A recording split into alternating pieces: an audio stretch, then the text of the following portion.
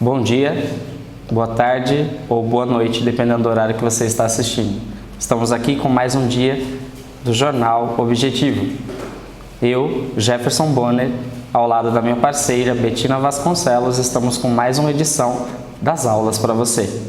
Está morrendo de saudade, eu sei, mas já já a gente volta, tudo bem? Galera, hoje nós estamos aqui para estar passando para vocês toda a matéria da semana que vai do dia 6/4 ao 10/4, a semana 3 de conteúdo.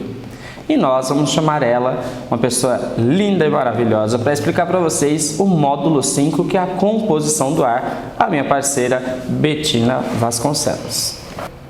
Olá pessoal, tudo bem? Alunos do 7º ano, estamos aqui para passar para vocês todas as orientações para que vocês possam fazer as atividades dessa semana. Então, lembrando, fazendo uma retomada da aula passada, nós estávamos falando sobre o reino Monera, Fungi e Protista.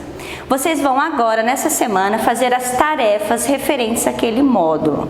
Primeiramente, vocês vão fazer duas dessas tarefas, são tarefa NET.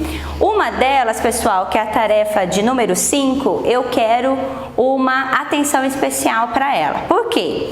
Porque vocês vão fazer essa tarefa, ela é uma tarefa de campanha de prevenção, né? Há um problema que também ocorre na medicina, os médicos também têm uma grande preocupação quanto a isso, que é a presença, a formação de superbactérias.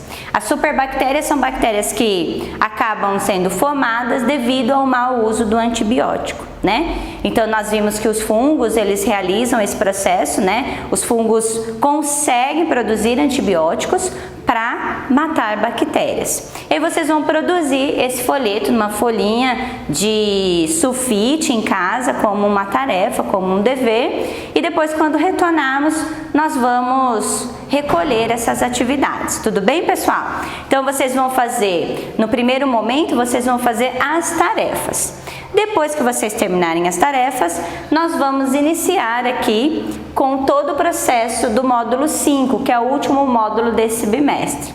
E nós vamos falar sobre a composição do ar e sobre alguns processos que ocorrem na atmosfera. Esse módulo, vocês vão perceber que não é um módulo novo, esse módulo tinha também lá no 6º ano. Então vocês vão relembrar todos esses processos que vocês vão fazer agora novamente, ok? Lembrando que as páginas é do 36 a 39, as atividades da 40 e 41, e depois aqui começa uma nova explicação. Então não esqueçam de preencher a apostila com todas as atividades. Qualquer dúvida, qualquer pergunta, estaremos à disposição via Agenda Edu e vocês podem entrar em contato com a gente, tudo bem? Agora essa outra parte da aula, o professor Jefferson.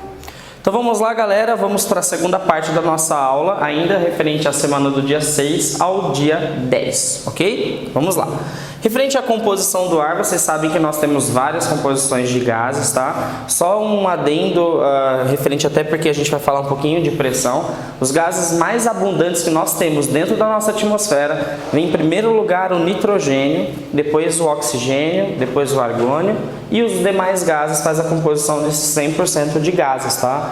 Então, às vezes, quando a gente fala de respiração, a gente pensa que o único gás abundante aí é o oxigênio, mas não, nós temos outras composições, tudo bem?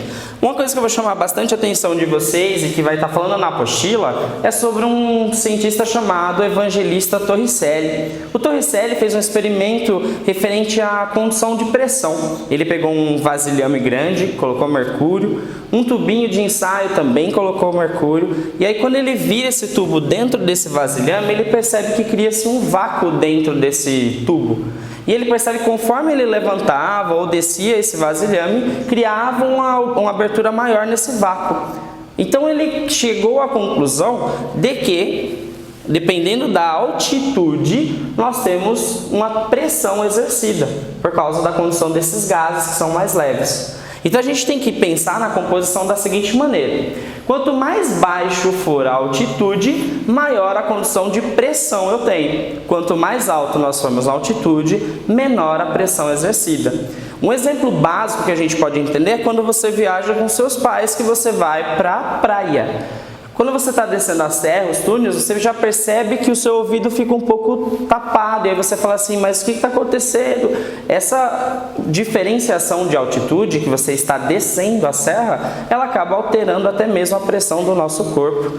Um mergulhador, quando vai fazer o seu mergulho, também tem alteração da pressão no corpo. Ele não pode já mergulhar de uma vez. Então tem alteração, principalmente na nossa corrente sanguínea. Outro exemplo bem básico são os jogadores de futebol. Quando a gente fica até preocupado, meu time, professor, São Paulo, Corinthians, o Flamengo foi jogar lá em La Paz, lá na Bolívia. E aí eles passaram um pouco mal. Por que acontece isso? A diferenciação de altitude, de pressão. O corpo dele estava habituado à pressão local e ele vai para uma cidade de altitude muito grande. Então assim, o que eu posso deixar de resumo para vocês é que quanto maior a altitude, menor a pressão exercida pelos gases. E essa condução eu vou chamar de ar rarefeito, ok? Então vejam essas composições na apostila, deem o segmento certinho e não esqueçam de responder as nossas questões. Tudo bem? Até a próxima aula. Aquele beijo. Valeu!